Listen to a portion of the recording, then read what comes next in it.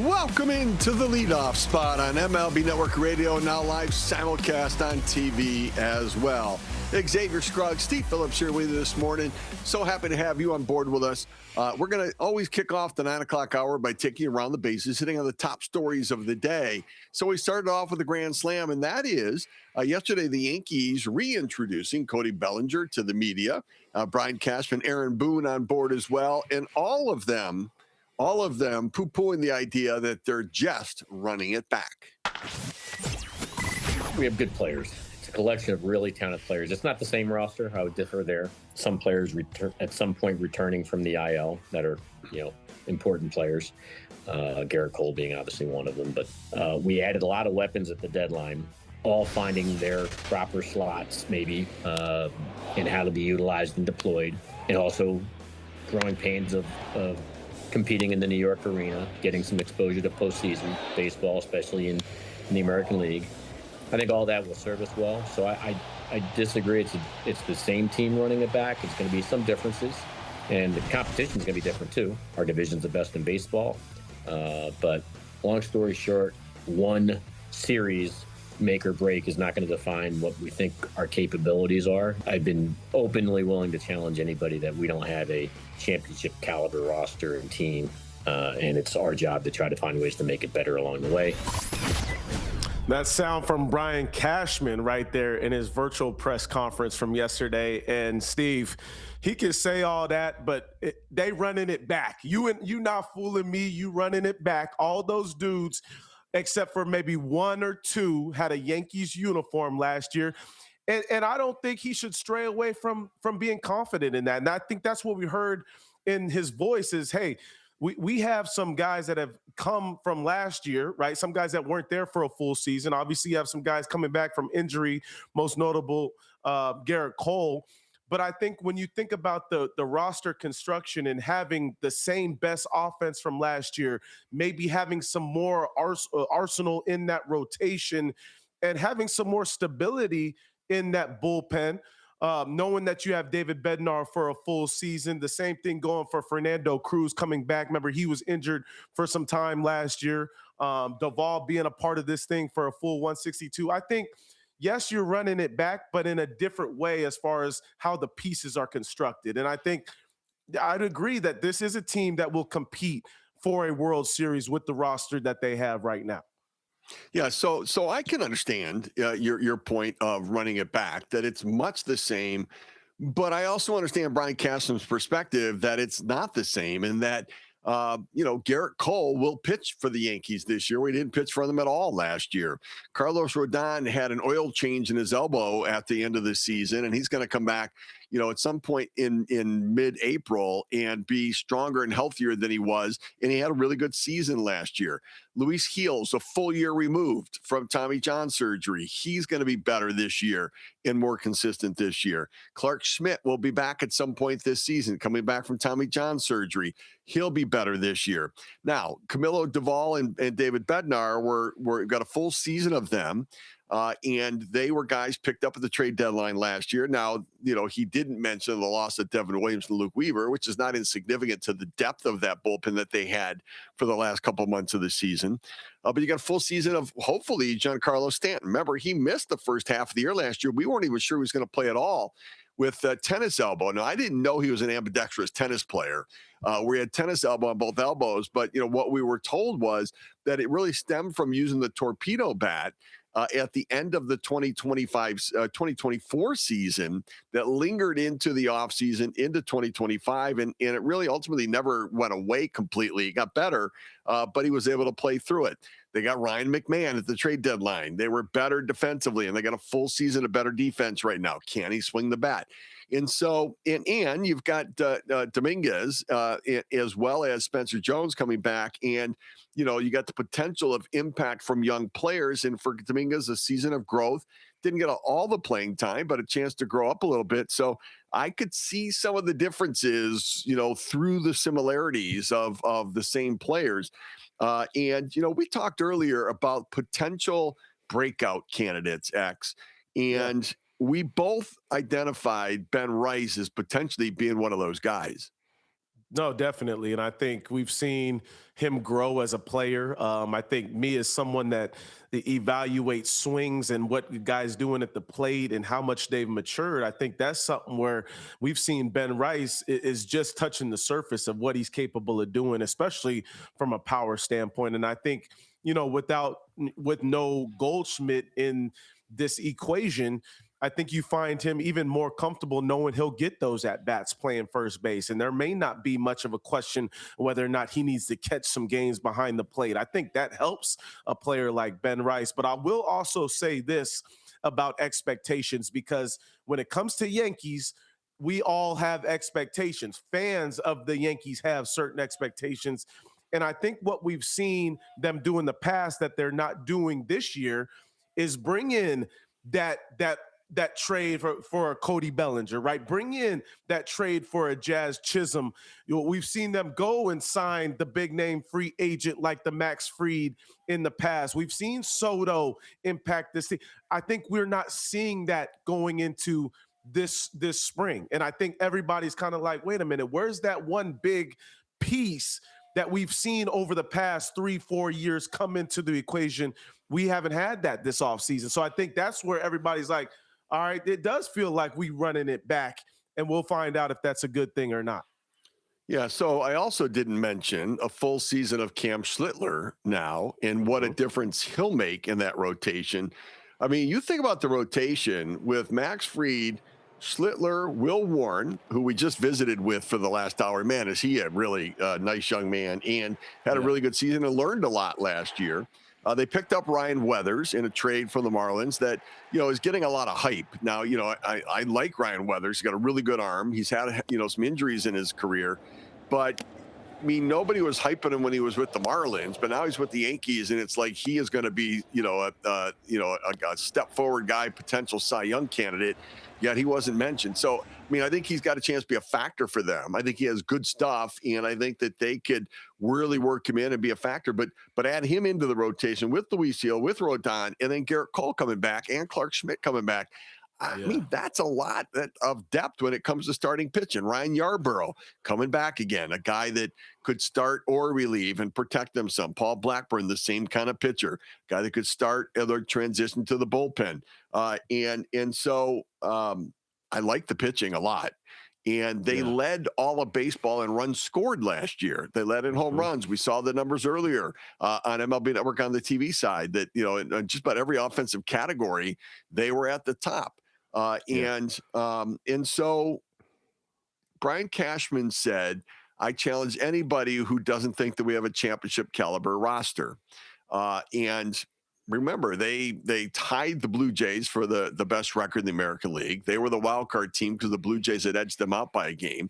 And then in the CS, they lost to the division series. They lose to the Blue Jays in that series. But this is a very good division. The Yankees are a very good team.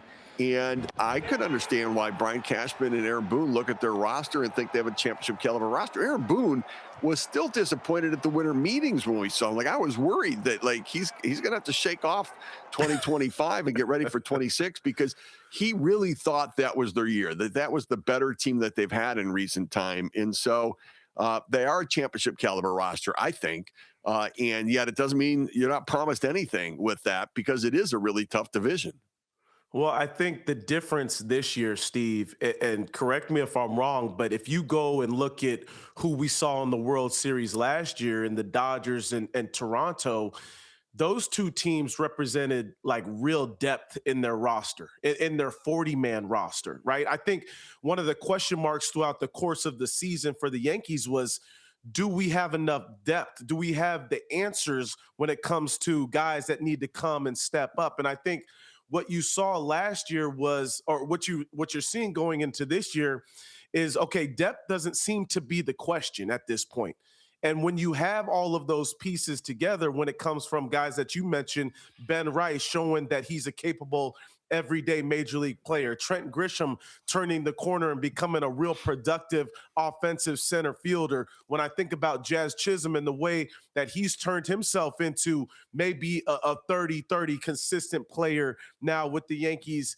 some questions were answered last year when it comes to the depth. And I think now you can even go into the Volpe conversation, right? That was more of a question mark, but I think maybe you even feel more comfortable knowing you're going to battle with Caballero at shortstop on an everyday basis. So I think there's some question marks that have been answered when it comes to depth. And now you don't have to look at those other teams like Toronto and the Dodgers and say, we don't have that, because I think you do now. Yeah, I do. I would agree with you. I think they do have the depth that they need, both when it comes to the pitching. That during the course of the year, when teams are going to be trading for pitching, the Yankees have Garrett Cole coming back. When they're trading for pitching, they've got Clark Schmidt potentially coming back into the mix. I mean, they'll start the season. Will Warren and Ryan Weathers probably start in the rotation at the beginning of the year, but there's no guarantee. Will Warren had a really good season last year, and you start to look at it and think, who's going to get pushed out of this rotation at some point when everybody is back healthy? And that is a great problem to have. As you know, you're going to go through the season, there are going to be injuries. But when you have the other thing that the Dodgers showed us is that when you have that much depth, it allows you to be patient with the recovery of the pitchers. You don't have to rush them back, because you have above average pitching every day that can go out there and compete and give you a chance to win today. And it allows you then to make sure that you're getting ready for October, the best guys that give you a chance to win in the postseason as well. And so now, the one thing that Brian Cashman talked about is you can't just judge this team by the one series that we lost to Toronto. And that we have, we've got, we're not defined by just the one series. I get that, and I don't disagree, but this is the same Yankees organization and franchise and fan base that says it's a failed season if we don't win a World Series.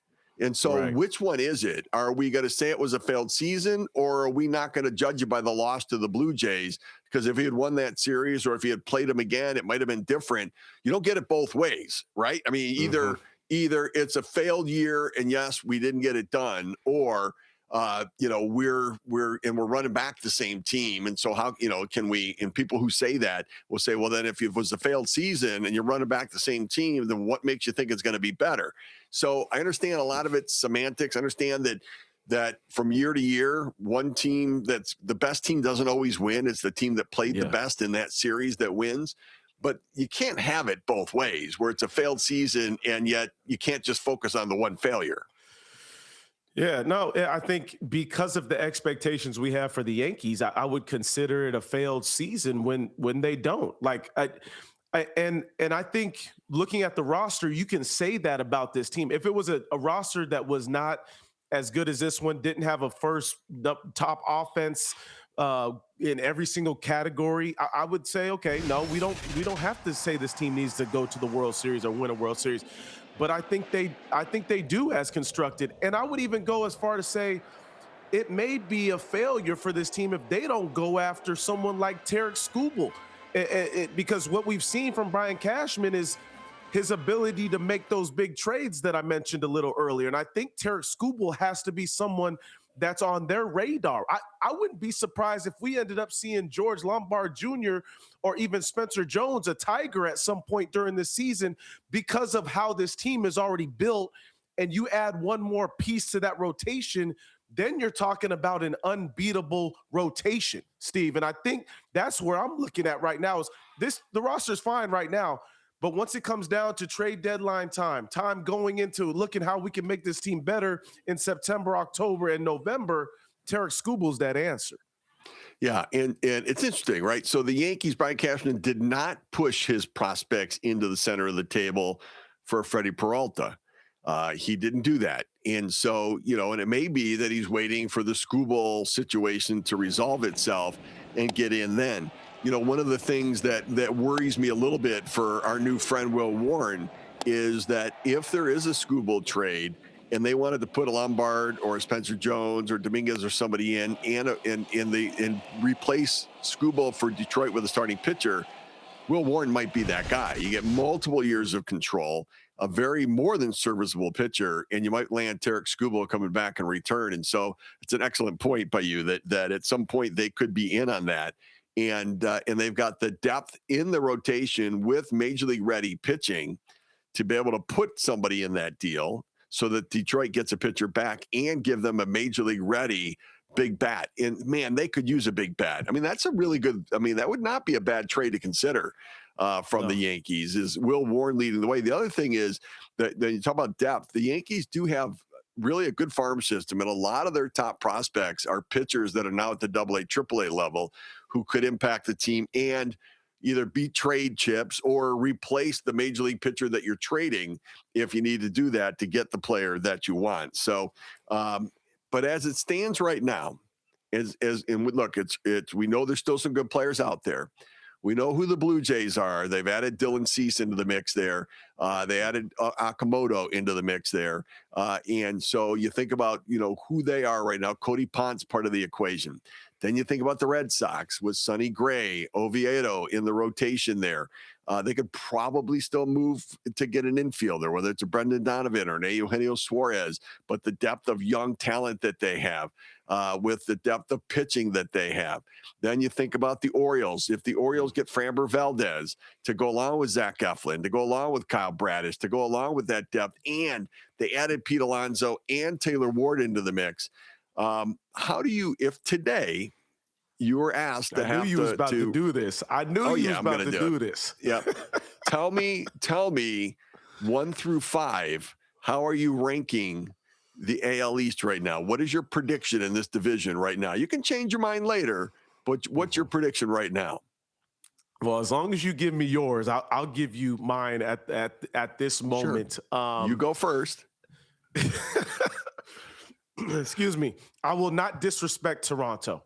What Toronto did last year was real. What they've done this offseason is just as real. They would be number 1 at the top. And then I would look at what Boston has done this offseason. To me, I think that they've actually probably pushed themselves a little bit past the Yankees, especially from that rotation standpoint. Now, if Garrett Cole was starting day 1, this would be different. I would have the Yankees right under Toronto. But as today stands, even with Rodon maybe missing some time early on, I'm going Boston number 2.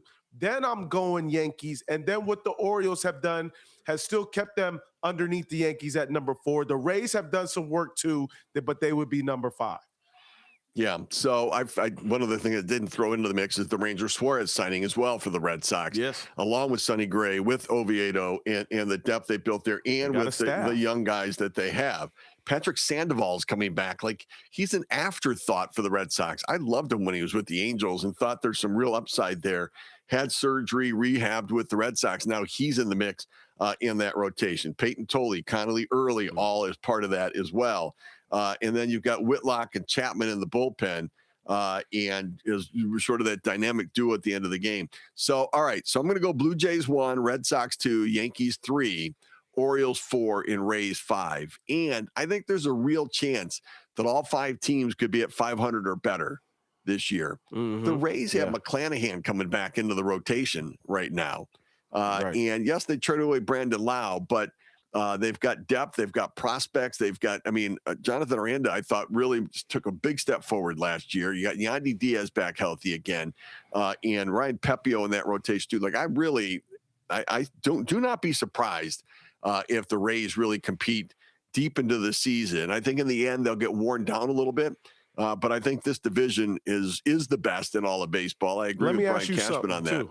Yeah. Let me ask you something real quick on if the Orioles get Framber Valdez, does that change anything for you? Does that put them ahead of the Yankees? Does that change any perspective into what this division looks like? Because that's what things sound like, is that at some point soon here, the Orioles should be getting Framber.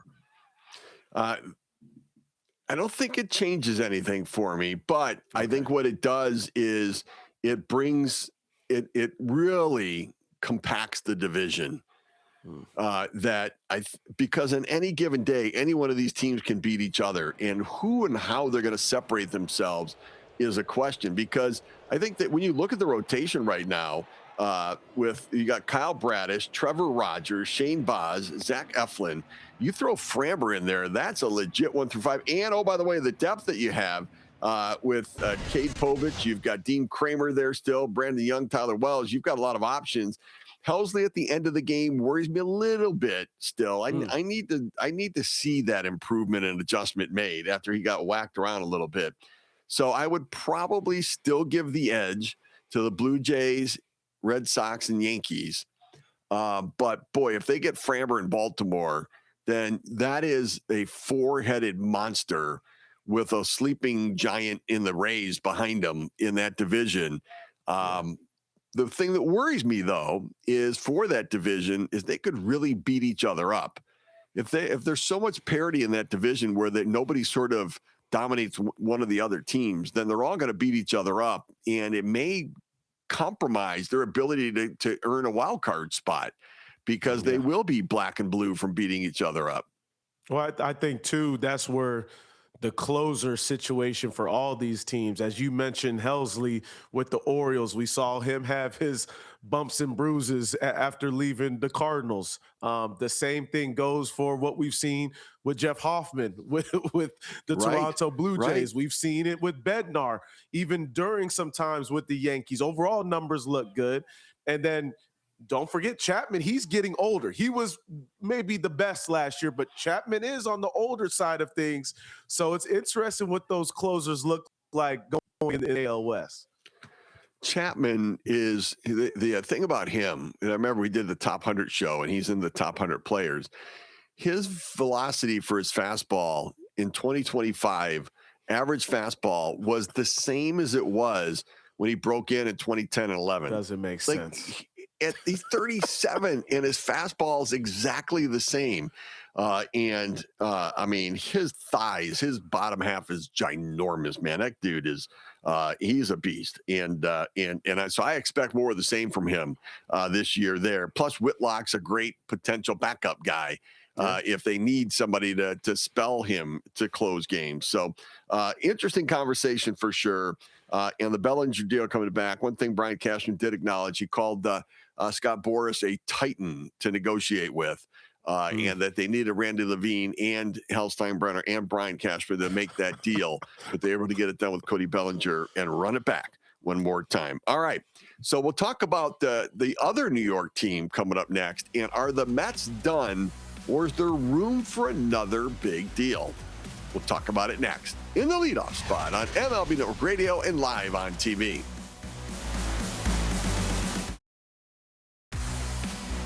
You see the top 10 shortstops going to be ranked tonight on MLB Network, 8 p.m. Eastern time. Some controversy last night, though, Xavier, on the top 10 starting pitchers, in that on the top 100 list that we did, that list had Paul Skeens ahead of Tarek Skubal. However, on the top 10 list last night, they had Skubal ahead of Paul Skeens. And Zach Wheeler behind him, Chris Sale, Christopher Sanchez, Garrett Crochet, Yamamoto on the list there as well, and Hunter Brown on the list, Max Fried, and so and Hunter Green. So, but the notion that Skubal moved ahead of Skeens on the top 10 list, when on the top 100 list, it was the other way around. Some controversy and some infighting, from what I understand. Serious infighting going on in the research department right now at MLB Network. I mean, my goodness. I'm sure. Brian Kenny, the refereeing. Brian Kenny's also a boxing analyst and loves boxing. So there seems to be a cage fight happening there. And I think BK going to broadcast that. I think, Steve, when I look at both of them, I wouldn't argue with anybody if they said they like Skeens better than Tarek Skubal. My preference would be Skubal just by a little bit. And I think a lot of that being because we've seen this dude in the postseason. We've seen him reach a different height than Paul Skeens.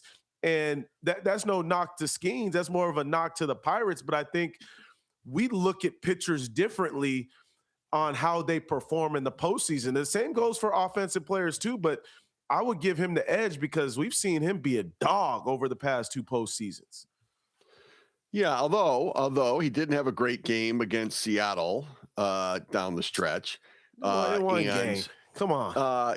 So here's the thing. Like, I'm with you, but I go on with Chris Russo, and he called Scooble gutless, and I'm like, wait, what? You can't say that about him. You said gutless? Gutless. He called him gutless, and I'm like, wait, you can't. That's how is he wild. gutless? Like, I mean, have you watched him? And so. But he thought in big moments he didn't deliver the way that he should have. Now, I'm with you. His postseason pitching is a 2.04 ERA with 56 strikeouts and 39 innings. I think that's pretty good overall. Generally speaking, I think it's pretty good. But I would have Skeens ahead of Scooble. I would. And yet, if I'm a GM again, I'll take either one of them. Happy to take either one of them as my ace of my team. Zach Wheeler, I put together my top 10 list. Wheeler, I did not have on it only because, if healthy, he's definitely, a top 5 starting pitcher. I just, with health, didn't know what to think coming back from thoracic outlet syndrome on it. But no Mets pitchers in the top 10. However, Freddie Peralta has got to be pretty darn close to that. Their new pitcher joining the team. But, David Stearns was asked about, whether they're done or whether there's more to get done. And, his response to it was more of a, I think we've checked off some of the main goals of the offseason, but if there are opportunities to get better, we're going to explore them.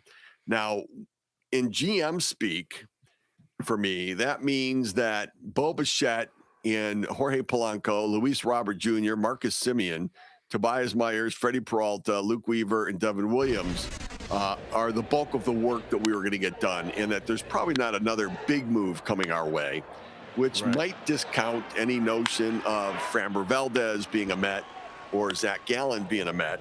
But, there might be some on the periphery. I personally think that in Austin Hayes in left field to complement Beatty, Carson Benj, potential playing time out there, Tyrone Taylor, he'd be a really good fit. Miguel Andujar would be a really good fit, just to have a potential platoon option to work into the mix there, also protecting you in the DH role in case, Jorge Polanco's knees aren't right, or you got to play him at first and Viento's not. So, I think that I wouldn't mind seeing one more bat, even if it's a right-handed platoon guy to fit in there with them. But it seems like for the most part, they're done. That's where my mind went immediately. It was kind of what's going to happen with this other outfield spot in left field. You mentioned the young kid may have his opportunities, Carson, and then, what about you need maybe a right-handed bat off the bench there. I think they're a little right-handed heavy off the bench as it is. But if they were looking at that another right-handed bat, I'm looking at maybe even someone like a Randall Grichuk, who we've seen just destroy lefties over the course of his whole career, who's also still a free agent at this time. There's guys with that experience that I feel like they may need to have out there in left field at certain times, but also understand letting the young kids play and giving that opportunity. Another area is I think they need to still create a little bit more depth in that bullpen. This starting staff is going to take some of its hits because we saw it last year, right? And we always see guys have injuries. Is your bullpen deep enough to where you can finish off these games 6th to the 9th inning and maybe even 5th to the 9th inning as we see the game kind of going now? Yeah. And, they do have Jonah Tong that you almost wonder whether he could become an option in the bullpen if he's not in the rotation. You might want to send him to AAA, let him stay stretched out and ready to be a replacement starter. But they have some depth down there as well already with some other pitchers. And so it'll be interesting to see whether they find an option from within to fortify that pen. But I think that Luke Weaver and Devin Williams are going to get the bulk of the high leverage innings there. With Brooks Raley from the left side being a factor for it. And so, all right, so Brian Cashman said that the Yankees are, I belie or betray anybody to say that the Yankees are not a championship caliber roster. Can David Stearns say the same thing? Are the Mets a championship caliber roster? Not at the moment. I don't believe so. I do think I think maybe as we heard early in the offseason, maybe a Kyle Tucker changes this conversation. Maybe another arm added in the addition of a Freddie Peralta that would change this conversation. I just don't think this team is as deep as some of the other teams in the National League, maybe even the teams within their own division. When you think about what the Phillies are stacking and what the Braves are coming back with, the Braves, it almost seemed like a fluke season last year with the talent that they have on the roster.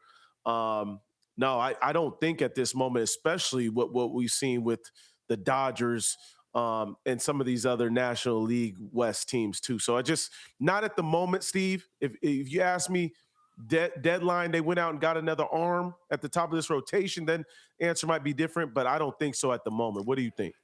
Yeah. So, one of the things that's striking me as different is so Brian Cashman, he is not holding a spot for Dominguez and Spencer Jones. They signed Bellinger, they have Grisham, they have Judge. And so right. those young guys, when they get at bats, are protected by veterans. And they're there to either keep developing to be trade chips or to be insurance policies if there's an injury. And that's kind of a win now mentality.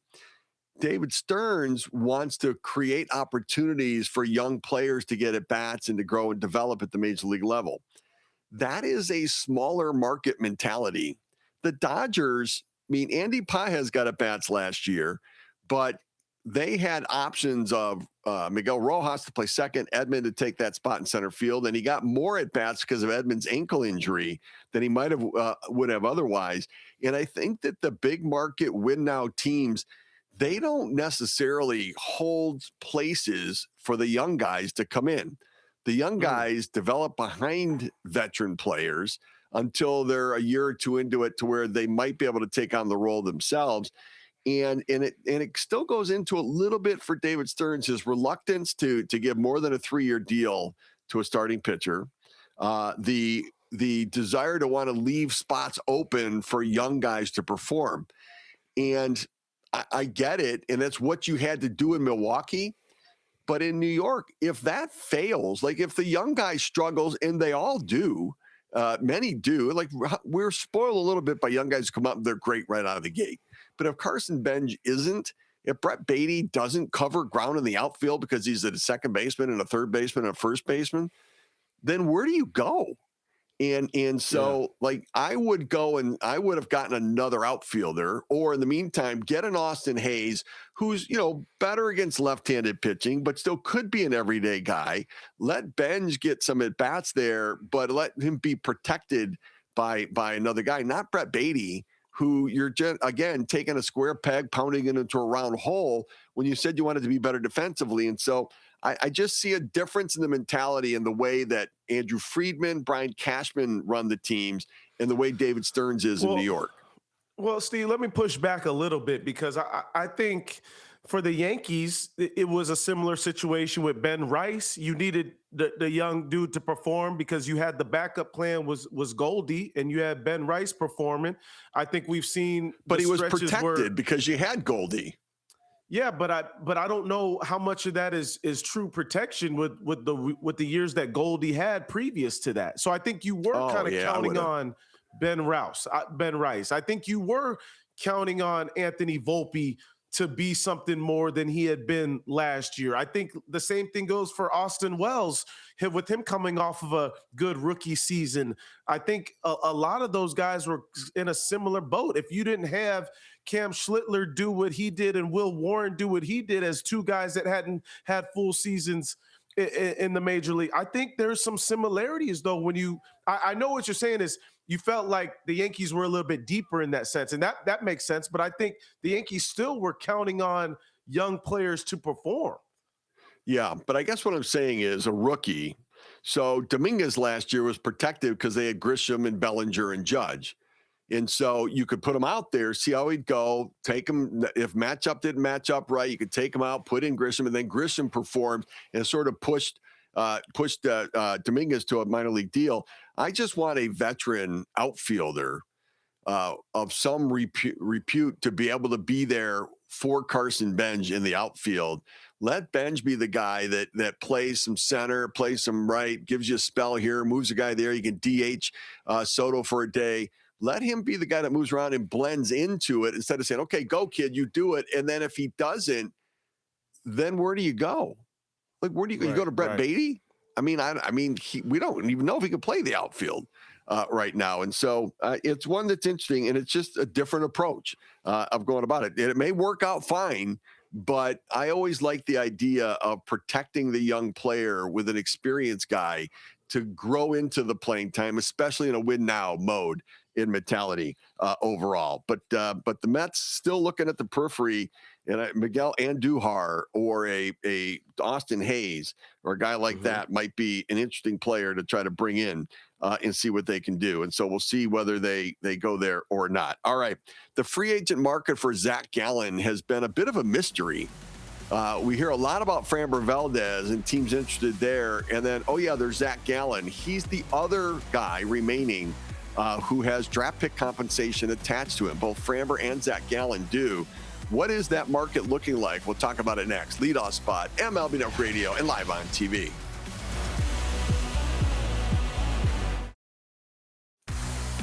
Well, you never know how free agency is going to play out. And, the decisions you need to make in November, based upon whatever information you have, you make the best decision that you can. And sometimes, you only know what you know at the time. Now, one of the challenges, though, is when you get extended the qualifying offer, you have to make a decision. Do you want to take it, or do you think you're going to get a better deal out in the free agent market? And Zac Gallen made the decision to turn down the $22.025 million qualifying offer from the Diamondbacks. There are certain numbers you can look at for him, and you go, that if you look at him over the last several years since the start of 2022, there's a really good story to tell. That since the start of 2022, he's 4th overall in games started at 126. He's 2nd overall in wins. He's 3rd overall in innings and 7th overall in strikeouts. Those are really good numbers. But the other numbers that matter is that last year, he had a 4.83 earned run average. He did throw 192 innings, but he walked 66 batters, more than he has in a while. Gave up 176 hits. So his whip was as high as it's been at any point in his career over the last 2 years, 1.264, 1.26. His strikeouts became less than innings pitched, although he'd always been striking out more than every inning pitched. And so this past year, things went down a little bit for him. And so teams are out there trying to evaluate who he is. And because he's declined each of the last 2 years, I think it has scared them away from the multi-year deal and knowing that it's going to be a draft pick given up. And in the pecking order of Dylan Cease and Ranger Suarez and Framber Valdez and Zac Gallen and Lucas Giolito, he was less attractive than Framber, Ranger, and Cease. And he's less attractive than guys like Giolito because he has draft pick compensation, does Zac Gallen attached to him. Right.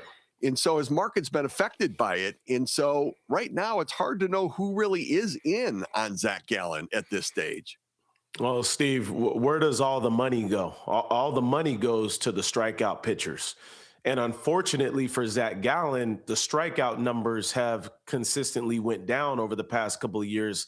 As you just mentioned, the whiff percentage being in the 36th percentile last year. And it's hard to bet that you might get a multi-year deal, at more than $20 million if you're not really that strikeout guy. We saw Dylan Cease, who may not even have been considered the best free agent available from a pitching standpoint. He got the best free agent deal because he's a strikeout guy. So, and when you're evaluating yourself going into the offseason and kind of looking at what may happen, I think that's where you battle, okay, what have I done for teams, and then what do teams project me as moving forward? And I would bet to guess that a lot of teams are looking at Zac Gallen as maybe not as much as the swing and miss guy as he's been in the past, so reluctant to give him those dollars. Right. And so, we've heard the Cubs, the Orioles, and the D-backs as having some level of interest. Now, the Cubs, I think, are done now that they got Imanaga back, where he took the qualifying offer, and then they trade for Edward Cabrera.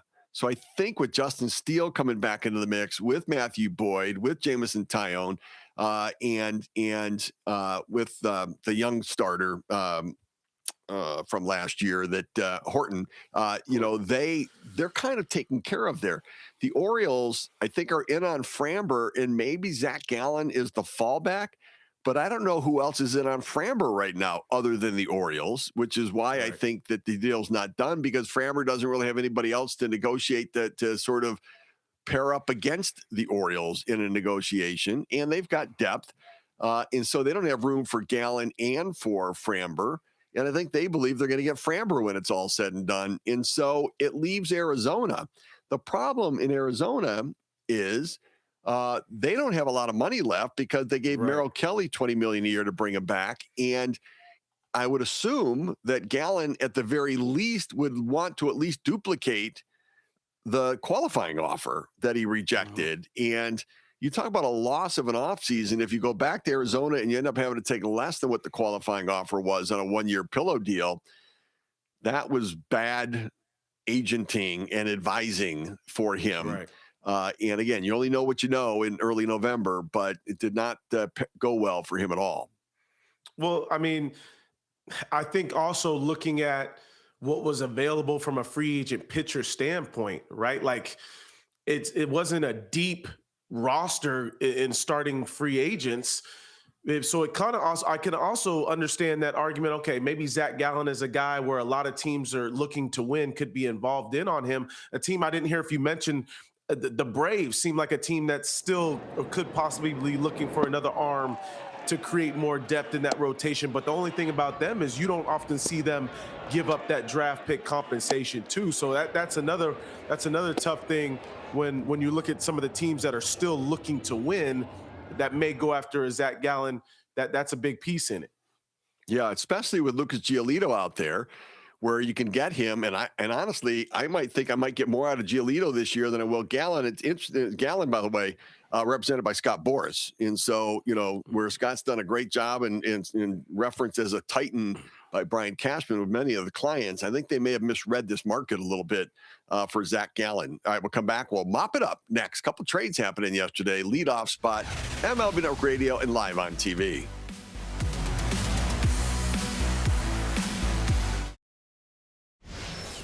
A couple trades happened yesterday. The Yankees acquired a reliever from the Colorado Rockies, Angel Chevy, in a deal, and sending over TJ Rumfield, an infielder, going back the other direction. Chevy, a 23-year-old pitcher from the Dominican, 2 seasons in the big leagues already. Now, the numbers aren't great, but he's still a baby. And, Brian Cashman has a really good eye for finding relievers. Like he found Clay Holmes and stole him away from the Pittsburgh Pirates a couple of years ago at the deadline, when he was kind of a, mid reliever, and turned him into a closer there. And so Chevy coming over to the Yankees. And then another deal, the Rockies acquired infielder Edouard Julien from the Minnesota Twins, and reliever Pearson Ole in a trade with Minnesota, and in return getting prospect Jace Kaminska coming back in return. And second base was sort of a gaping hole for the Rockies. And so Edouard Julien of Canadian descent is going to be going over there. By the way, I call him Edouard Julien. Why are you saying it like that? Because I'll tell you why. Because we asked him in spring training, how do you pronounce your name? And he said, Edouard Julien. And I'm like, oh my gosh, I love that. I don't doubt that you asked him. I feel like you're not saying it the right way either way. I'm saying exactly how he said it. You can ask Eduardo, Edouard Julien, not Edouard. I'm gonna ask Eduardo, I know Eduardo is not gonna say it the same way you just said it. Edouard Julien, because your emphasis be completely different than what somebody else said. Like Ranger Suarez said his name was Rangel Suarez, and you started doing something completely different than what he said it was. That's how I heard it, Edouard Julien, and I say it in a way that's kind of like a tale of two cities, where they're going back to the best of times, the worst of times, the revolution in France. Edouard Julien. Yeah, it's like the guy. I listened royalty. That's what I listened to the like book on tape. The book on tape, and that's how the guy sounded when he was reading it during the course of it. So, Edouard Julien, the second baseman for the Colorado Rockies. And so, yes. So, Julien, a couple of years ago, he was like about to be the guy. The guy. What, right? No, he's no longer the guy. Luke Keeschel, the guy in Minnesota. But, Julien's not a great defender, but he was an on-base guy. He could get on base. He had a good eye and played for Team France. In the World Baseball Classic. And so, I'm an idiot. I am. All right. So, but a couple small deals getting done, and that's what you're seeing now, rounding out depth pieces for teams and trying to catch lightning in a bottle with some deals right now. And Xavier's going to spend the rest of the day trying to catch lightning in a bottle, and we'll see if he does it when he comes back next week. That's it for us. Thank you to Will Warren. Have a good day, everybody.